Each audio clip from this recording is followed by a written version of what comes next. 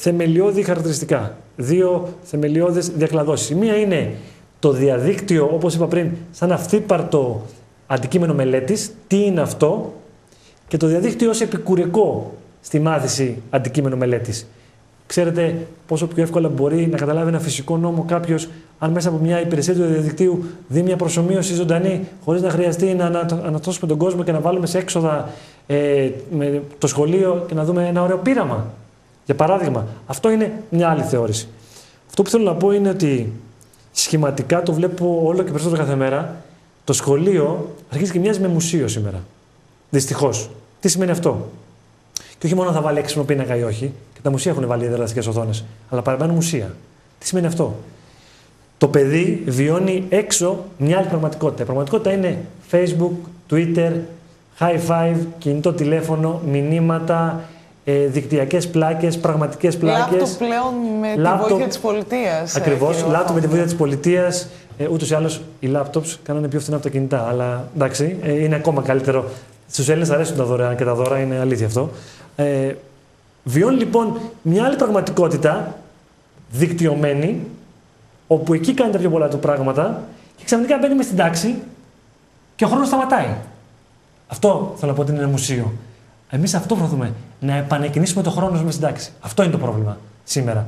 Ξαναλέω, χωρίς όμως να χαλάσουμε την βασική, δομική, εκπαιδευτική διαδικασία που έχει να κάνει με το γύρισμα, να πω έτσι, όταν στρεφόμαστε τον εαυτό μας και αυτό να καταλάβουμε κάτι. Αυτό δεν αλλάζει, απλά επιταχύνεται και πλαισιώνεται.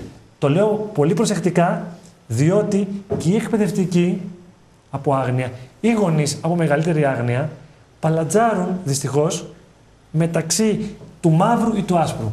Δεν είναι, ξαναλέω, ούτε άγγελος, ούτε δαίμονας. Είναι άνθρωπος. Και εμείς προσπαθούμε να κάνουμε καλύτερο τον άνθρωπο, έτσι δεν είναι? Το διαδίκτυο λοιπόν είναι και γνωστικό αντικείμενο διδασκαλίας εν μέρει, αλλά και εποπτικό μέσο για να ενσωματωθεί στη γενικότερη διδασκαλία. Οι γνωσιακοί μηχανισμοί άλλωστε είναι πεπερασμένοι και καταγεγραμμένοι. Κύριε καθηγητά, ήθελα να τονίσω επ' αυτού. Θέλω όμως, επειδή μας παρακολουθούν οι γονείς, αν έχετε την καλοσύνη να μας απαντήσετε αν οξύνει και την κριτική σκέψη στο διαδίκτυο. Ωραία. Θέλω να δώσω ένα όνομα σε αυτό που είπε πριν ο κύριος Βαφόπουλος. Είναι η εμπέδωση της γνώσης. Αυτό δεν το πειράζει το διαδίκτυο. Αλλά δεν μπορείς σήμερα να διδάξεις στα παιδιά την εμπέδωση της γνώσης χωρίς να λάβεις υπόψη σου τη διαδικασία απόκτησης της γνώσης μέσω του διαδικτύου. Άρα η παραδοσιακή εκπαιδευτική διαδικασία πρέπει να εμπλουτιστεί με την εμπέδωση της γνώσης μέσω του διαδικτύου. Και αυτό είναι η μεγάλη εκπαιδευτική πρόκληση. Αυτό καλούμαστε να βοηθήσουμε τους εκπαιδευτικούς σήμερα για την εμπέδωση της γνώσης.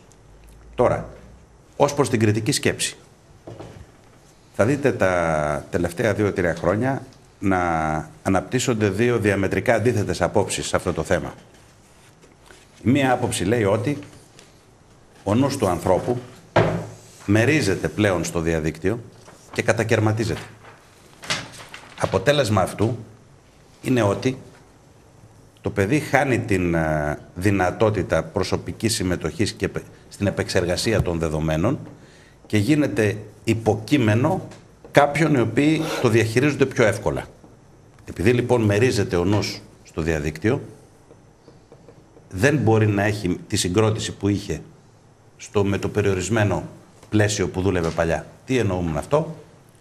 Ο νους ο δικός μου, ας πούμε, έχει επεκταθεί στη βιβλιοθήκη μου.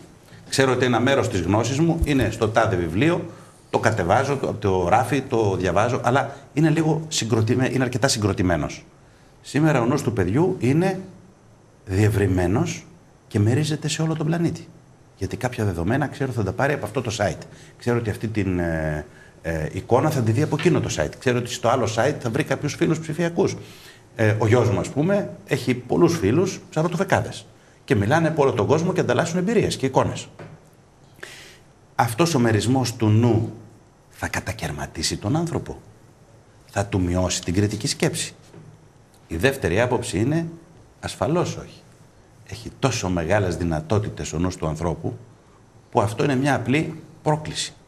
Έτσι ο νους δεν κατακαιρματίζεται, αλλά συνδυάζεται με τους άλλους, με τους νόες των άλλων ανθρώπων και έτσι δημιουργείται ένας νέος παγκόσμιος νους. Επιτρέψτε μου να χρησιμοποιήσω αυτόν τον όρο, διότι πραγματικά είναι ένα όραμα το οποίο προσδιορίζει με γλαφυρό τρόπο αυτό που αναφερθήκατε πριν σαν τεχνοκοινωνικό το διαδίκτυο. Δηλαδή, η συνείδηση δική μου μετέχει στο διαδίκτυο και επηρεάζει τη συνείδηση του άλλου και ταυτόχρονα εγώ επηρεάζομαι τη συνείδηση του άλλου. Έτσι δημιουργείται μια νέα πραγματικότητα. Ερώτηση. Πώς μπορώ να διατηρήσω την υποκειμονικότητά μου, να αυξήσω την κριτική μου δυνατότητα? Η απάντηση είναι όχι με τις συμβατικές μεθόδους. Χρειάζεται μια προσαρμογή στη νέα πραγματικότητα και αυτό είναι το μεγάλο ζητούμενο των σύγχρονων εκπαιδευτικών. Σε αυτό τον αγώνα και την προσπάθεια εμείς θα συμβάλλουμε με όλες μας τις δυνάμεις.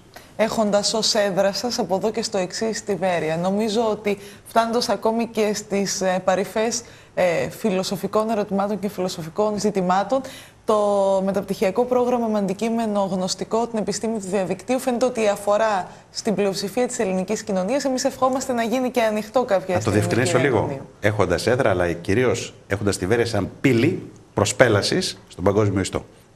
Νομίζω ότι ήταν πολύ σημαντική η παρατήρηση. Κύριε Μαυροκεφαλίδη, η τελετή λοιπόν υποδοχή στη Βέρεια των μεταπτυχιακών φοιτητών είναι αύριο.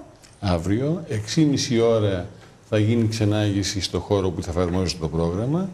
7,5 το απόγευμα, στη συνέχεια, στο χώρο συνεδριάσεων του Δημοτικού Συμβουλίου, με έναν πανηγυρικό χαρακτήρα όπως αρμόζει στην περίσταση, παρουσία των πανεπιστημιακών, του Πρίτενα, Νικοτάλιν, του Κοσμήτωρα, του Προέδρου του Μαθηματικού Τμήματος, του υπευθύνου του προγράμματος, των τοπικών αρχών και βεβαίως των επιτυχών των μεταπτυχιακών φοιτητών.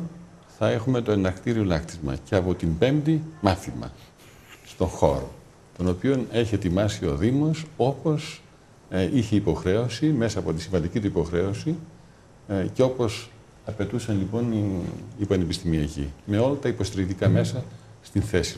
Αν και έχω την αίσθηση μαζί με αυτούς που μας παρακολουθούν, κύριε Μαυροκεφαλίδη, ότι στη συγκεκριμένη περίπτωση και προσωπικά αλλά και συλλογικά η Δημοτική Αρχή έκανε την υπέρβαση. Εμείς ελπίζουμε να αντιγράψει το παράδειγμα και η τοπική αυτοδιοίκηση εν γέννη. Η πύλη λοιπόν του ελληνικού διαδικτύου αλλά και του διαδικτύου παγκοσμίως στη Βέρεια, η πύλη του προγράμματος για όσους ασχολούνται με το διαδίκτυο και θα ήθελα να μάθουν περισσότερες πληροφορίες, δεν είναι άλλη από το www.webscience.gr. Μια διευκρίνηση. Δεν έκανε υπέρβαση. Το αγκάλιασε με αγάπη. Και αυτή είναι η μεγαλύτερη υπέρβαση που μπορεί να γίνει. Για τον να αναφέρουμε, είναι ο πρώτος Δήμος, μάλλον πανελλαδικά, που μπήκε σε αυτήν την όμορφη γοητευτική περιπέτεια λοιπόν της επιστήμης του διαδικτύου. Ανοίγοντας μια πύλη στον κόσμο, πέρα από την Ελλάδα λοιπόν. Κύριε, καλή επιτυχία σε αυτό το ταξίδι, στο ταξίδι στο διαδίκτυο που είναι άεναο και τέρμονο. Ευχαριστούμε πάρα πολύ που ήσασταν σήμερα κοντά μας. Ήταν μια από τις εξαιρετικές συζητήσεις του Καλησπέρα στον αέρα. Καλό σας απόγευμα. Εμείς θα περάσουμε σε ένα σύντομο διαφημιστικό διάλειμμα για να συζητήσουμε με τον πρόεδρο του Δικηγορικού Συλλόγου Θεσσαλονίκης ένα εξίσου ενδιαφέρον θέμα. Οι νεαροί παραβάτες λοιπόν, και αν η σοφρονιστική μέθοδος ή επιταγή που πρέπει να ακολουθηθεί είναι ο εγκλισμός ή η επανένταξη. Σε πολύ λίγο.